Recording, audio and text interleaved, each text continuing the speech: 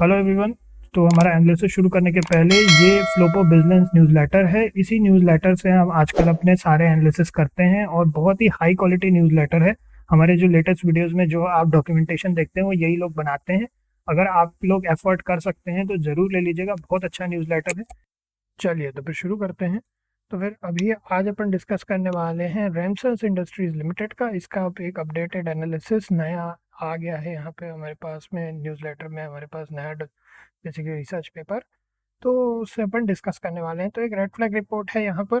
तो क्या क्या इश्यूज अभी चल रहे हैं कंपनी के साथ में उसको अपन डिस्कस करेंगे। और ये कंपनी इनके ओपिनियन में, फ्लोबो बिजनेस के ओपिनियन में, जो न्यूज़लेटर लिखने वाले हैं उनके ओपिनियन में इन्वेस्टेबल है या नहीं, वो ये लोग अपनी तरफ से बताएंगे और फिर अपन अपना व्यू बनाएंगे इस वीडियो के थ्रू। आपका बहुत स्वागत है। चलिए शुरू करते हैं। तो सबसे पहले रेमसन्स इंडस्ट्रीज लिमिटेड, ठीक है, कंटेंट के बारे में बता दिया इन्होंने, इन्फॉर्मेशन पर्पसेस के लिए, किसी तरह की फाइनेंशियल एडवाइस नहीं है। चलिए, रेड फ्लैग में क्या है, हाई सेक्टर कंसंट्रेशन रिस्क है। तो company's revenue is heavily tied to cyclical automotive industry. Automotive industry से जुड़ा हुआ है इनका। तो ये जो है ये एक सिक्लिकल इंडस्ट्री होती है। While it boost N establish market position in auto control cables. तो ऑटो कंट्रोल केबल्स का एक स्ट्रॉन्ग कस्टमर बेस है, मेजर ओईएम, मतलब देखिए यहाँ पे original equipment manufacturers. This concentration means companies' fortunes are highly susceptible to क्या क्या चीज़ों से इफेक्ट होता है, इकोनॉमिक स्लो डाउन से, disruption and downturn experienced by major customer base, और उसके बाद sudden shift in customer demand within the automotive segment. ठीक, तो ये एक चीज़ हो गई। तो अब इसके बाद vulnerability into cost input into into vulnerability to input cost volatility.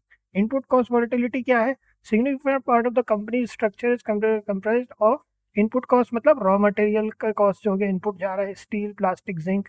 The margin is continuously under pressure due to volatility in raw material prices. जैसा अभी आपको बताए, स्टील, प्लास्टिक, जिंक वगैरह इनके रॉ मटेरियल और उसकी जो वॉलेटिलिटी है प्राइस की, वो इनको डायरेक्टली इफेक्ट करती है।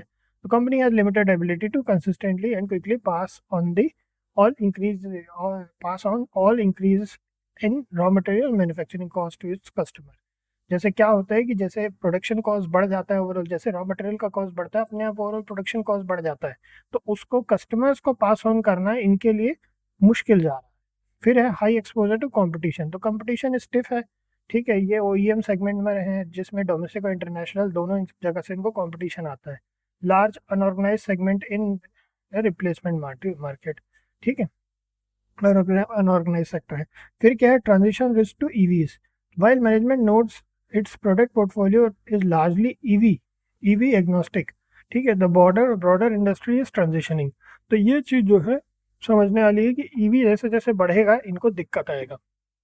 जैसे कि यहाँ लिखा है, rapid shift in towards electric vehicles could disrupt the demand for traditional auto components, particularly in new vehicle architecture, eliminate and significant reduce need of the company's core mechanical products। ठीक है, ये चीज़ें समझने वाली है। फाइनेंशियल और and operational red flag में क्या क्या है, कॉशनरी इंडिकेटर्स हैं, इन्होंने यहाँ लिखा है। Valuation appears high, the market commentary suggest that stock valuation based on the financial matter related, तो ओवर वैल्यूड है बता रहे हैं। हाई डेप्थ लेवल है, डेप्थ इक्विटी रेशियो। अगर आप लोगों को ये अच्छा लग रहा है इनका एनालिसिस, तो आप लोग इनको सब्सक्राइब कर सकते हैं। आपको शुरू में ही बताए थे, अगर आप लोग चाहें तो इनको सब्सक्राइब कर सकते हैं, अगर आप लोग एफोर्ड कर सकें। ठीक है, रिलेटिवली सस्ता महंगा आप लोगों के अपनी पॉकेट के ऊपर है। 2200 रुपये ईयरली रहता है, और अगर आप 5 साल का या 3 साल का लेंगे तो आपको थोड़ा सस्ता पड़ेगा। ठीक है, अच्छा है, अच्छा न्यूज़ लेटर है, इसलिए आप लोग रिकमेंड कर रहे हैं। तो ये हो गया।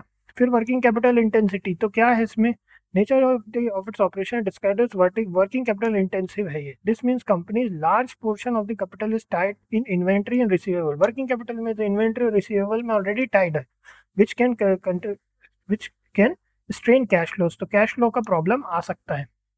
Limit internal accruals available for unexpected expenses और न्यू अपॉर्चुनिटीज। तो क्या है, कुछ भी अनएक्सपेक्टेड एक्सपेंस या फिर कोई नया अपॉर्चुनिटी मार्केट में आती है तो उसमें ये लोग तुरंत इन्वेस्ट नहीं कर सकते, क्योंकि वर्किंग कैपिटल की आवश्यकता ज़्यादा होती है।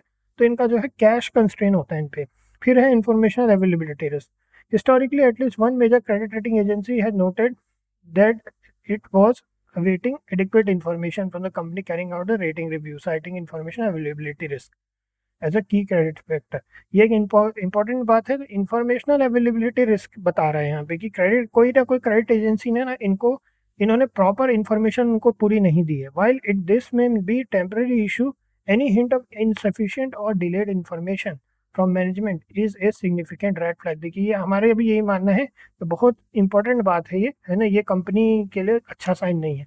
अब क्या है इसमें, तो ये इन्होंने ओवरऑल ये सारी चीज़ें इसमें बताई है, मैक्रो इकोनॉमिक हेडविंड्स एंड साइक्लिकलिटी है, वैल्यूएशन वगैरह, तो ये ओवरऑल इन्होंने इसका उसी चीज़ जो इन्होंने भी मेंशन किया, integration execution risk of acquisition. The company recently made strategic acquisitions to diversify, while strategic acquisition also carry a execution risk, successfully integrating new business, managing higher overhead costs and realizing the anticipated growth and synergy benefits is complex and can be a drain on immediate resources if not managed perfectly. तो थोड़ा सा क्या होता है, acquisition हमेशा risky चीज़ होती है, specially अगर इसको सही तरीके से मैनेज न किया जाए। प्रॉफिटेबिलिटी वर्नेबिलिटी की भी बात कही है, तो प्रॉफिट मार्जिन परपेचुअली वर्नेबल, ठीक है।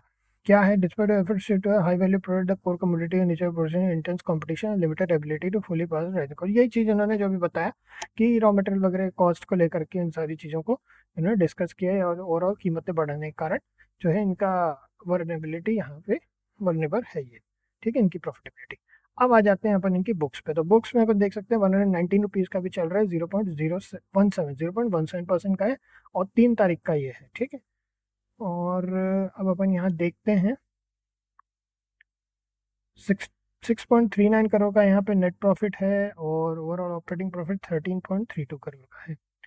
पीएनएल की अगर अपन बात करें तो 4.12 करोड़ का ईयरली बेसिस पर है, और 37 करोड़ का ऑपरेटिंग प्रॉफिट है, ठीक है। तो ये ठीक है ऑपरेटिंग प्रॉफिट वगैरह।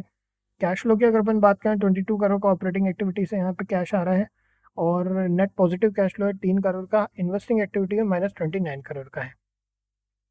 शेयर होल्डिंग पैटर्न यहाँ पे बड़ा एक इंटरेस्टिंग यहाँ देखने को मिला है, 66.24% हल्का सा बढ़ा है अपना मार्च 2025 के बाद, और एफ ने अपनी होल्डिंग बढ़ाई है 4.90%, डी ने अपनी होल्डिंग बढ़ाई है 0.35 से बढ़ा के 1.02% की, और पब्लिक होल्डिंग 27.84% की है, ठीक। अब अपन अगर थोड़ा सा देखना चाहें यहाँ एफ कौन कौन सा है, इंडिया इमेजिंग जायंट्स फंड है, और BNP फाइनेंशियल मार्केट फंड है, और डी की अगर अपन देखें तो यहाँ कोई इन्फॉर्मेशन अवेलेबल नहीं है, बाकी यहाँ 1.02% का है, ठीक है। अब यहाँ पे और यहाँ इनके शेयर होल्डर्स हैं, मेजर शेयर होल्डर्स को भी एक बार देख लेते हैं, ठीक है। चलिए अब अपन ओवरऑल आ जाते हैं इनके चार्ट पे। चार्ट पे आने के बाद अपन यहाँ देख सकते हैं क्लियरली एक बहुत बड़ी रैली यहाँ पे अगस्त 2023 के आसपास जो है, अगस्त में अगर अपन यहाँ थोड़ा जूम इन करें तो अपन यहाँ देख सकते हैं कि यहाँ से जुलाई 2023 में जो है वो बहुत बढ़िया रैली इन्होंने करनी शुरू की थी, और उसके बाद वो रैली इनकी कंटिन्यू ही रही थी, थोड़े से अप्स एंड डाउन्स के बावजूद, अगर अपन मान लें 2024 सितंबर 2024 तक।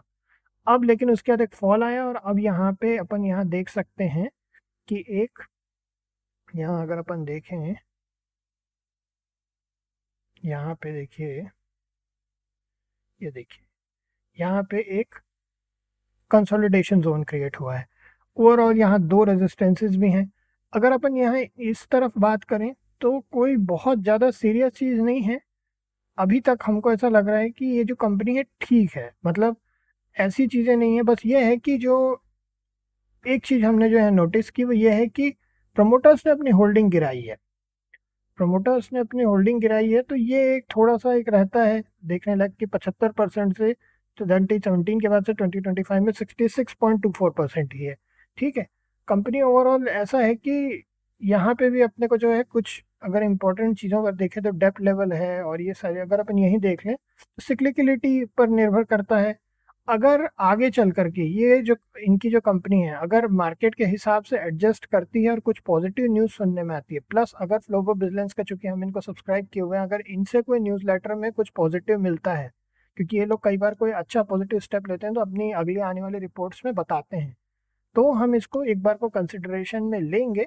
अभी हम 154 बल्कि 159 के बाद ही कोई भी व्यू बनाएंगे,